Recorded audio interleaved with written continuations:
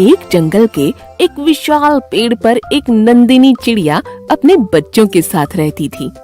वह दिल की अच्छी थी, लेकिन थोड़ी सी आलसी थी। उसी पेड़ के नीचे एक रानी चींटी अपनी पूरी टोली के साथ बिल में रहती थी। रानी, मैं देखती हूँ तुम लोग दिन भर काम में लगे रहते हो। एक दाना पाने के बाद उसी को लेकर बिल में आ जाती हो। कुछ आराम भी कर लिया करो। नंदिनी बहन, हम लोग भविष्य के लिए खाने की व्यवस्था करते हैं। मौसम हमेशा एक सा नहीं होता। बचत बहुत जरूरी है और बचत के लिए मेहनत करनी ही पड़ती है। मैं तो तुम्हें भी राय दूंगी कि तुम आने वाले कल के लिए पहले से ही खाने दाने की बचत कर लिया करो। हमें जब भूख लगती है तब हम खाना खा लेते हैं और आराम करते हैं। इसके बाद कल की चिंता नहीं करते हैं। नंदिनी बहन, मान लो कल मौसम बिगड़ गया और तुम्हें बाहर जाने का मौका न मिला तो खाने पीने की व्यवस्था कैसे करोगी? हम पंछी हैं, जरा भी मौका मिला तो हम व्यवस्था कर ही लेते हैं। समय बीतता रहा। गर्मी के बाद बरसात का मौसम आने वाला था। आकाश में बादल उमड़ घुमड़ कर रहे थे। रानी चींटी ने पहले से ही अपने खाने की व्यवस्था शुरू कर दी थी।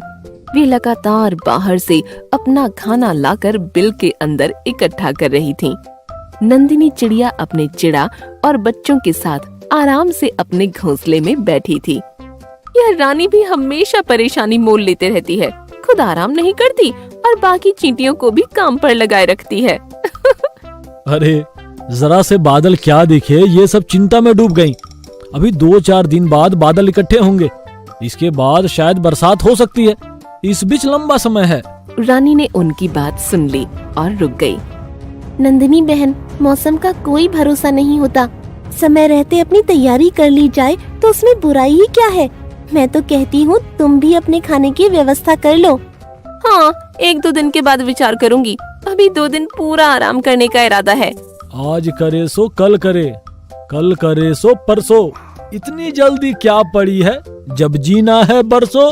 इस तरह चिड़ा ने भी नंदिनी चिड़िया का ही पूरा समर्थन कर दिया। दोनों आलस करके आराम करते रहे। बस खा लिया और खिला दिया। दाने की बचत कुछ भी नहीं की। दूसरे दिन सवेरे ही बादल गरजने लगे और देखते ही देखते बरसात शुरू हो गई। नंदिनी चिड़िया ने मौसम के बारे में ऐसी आशा नहीं की थी। अब वह बाहर भी नहीं जा सकती थी। तेज बरसात में खाने की कोई व्यवस्था नहीं हो सकती थी। पानी बरसता ही रहा। यह बरसात तो रुकने का नाम ही नहीं ले रही है। हम भूख बर्दाश्त कर लेंगे, लेकिन बच्चों का क्या होगा? रानी सही कह रही थी। हमने आलस के वशीभूत होकर उसकी बात नहीं मानी। अब क्या किया जाए, पानी रुकने वाला नहीं है। कुछ देर के बाद नंदिनी ने देखा कि चींटियों की लंबी कतार पेड़ पर चढ़ रही है। सभी चींटियों के मुंह में दाने थे। सबसे आगे रानी चींटी चल रही थी। वह सब दाने लेकर नंदिनी के घोंसले तक पहुंच गईं। सबने अपने दाने घोंसले में रखने शुरू कर दिए। चिड़ा और नंदिनी चिड़िया देखते ही रह गए। नंदिनी बहन, बच्चों को खिलाओ और आप लोग भी खाओ। आगे के लिए भी हमने पर्याप्त व्यवस्था कर दी है। समय मिलते ही बचत की व्यवस्था कर दो। हाँ रानी बहन, तुमने सही कहा था। हमें दाने और खाने की बचत करनी चाहिए थी। आज आलस के कारण मेरे पास कुछ भी नहीं रहा। यह तो तुम्हारी कृपा है जो हमें दाना नसीब हो गया। देखो बच्चे कितने प्यार से खा रहे हैं। अब मैं हमेशा समय रहते खाने की बचत करूंगी ताकि भविष्य में पछताना न पड़े। बहुत बहुत धन्यवाद। नंदिनी, हम तुम्हारे पड़ोसी हैं। पड़ोसी का साथ निभाना और उसकी मदद करना दूसरे पड़ोसी का धर्म होता है। मुझे इस बात की खुशी है कि तुम भविष्य में बचत के बारे में कदम उठाने के लिए तैयार हो गई हो। नंदिनी को रानी की बातें बहुत अच्छी लगीं और उस दिन से दोनों पक्की सहेली बन गईं। एक दिन एक छिपकली पेड़ के नीचे आ गई। वह आसपास कीड़े मकोड़ों को खा रही थी। वह रानी के बिल के पास पहुंच गई। नंदिनी ने उसे देख लिया। रानी, तुम बिल से बाहर मत निकलना और दूसरों को भी आने मत देना। बाहर एक छिपकली घात लगाकर बैठी है। मैं अभी उसका इंतजाम करती हूँ। नंदिनी अपने चिड़ा को लेकर नीचे उतर आई। हे छिपकली, लगता है तू भूलकर हमारी गली में आ गई। अब चुपचाप पतली गली से निकल जा, वरना ऊपर भेज दूंगा। यहाँ मेरी सहेली अपनी टोली और बच्चों के साथ रहती है। मैं तो यहाँ घूमने टहलने आई थी। कुछ देर बाद चली जाऊंगी। जोरों की भूख लगी है, पहले भूख मिटाऊंगी। भूख की बच्ची, भाग जा यहाँ से, वरना तेरे सर पर 100 छेद बना दूंगी।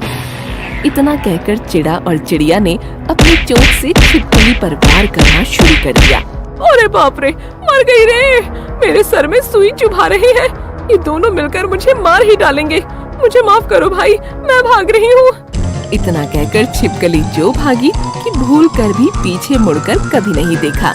रानी बहन, अब बाहर आ जाओ, मुसीबत भाग गई है, अब कभी लौट कर नहीं आएगी।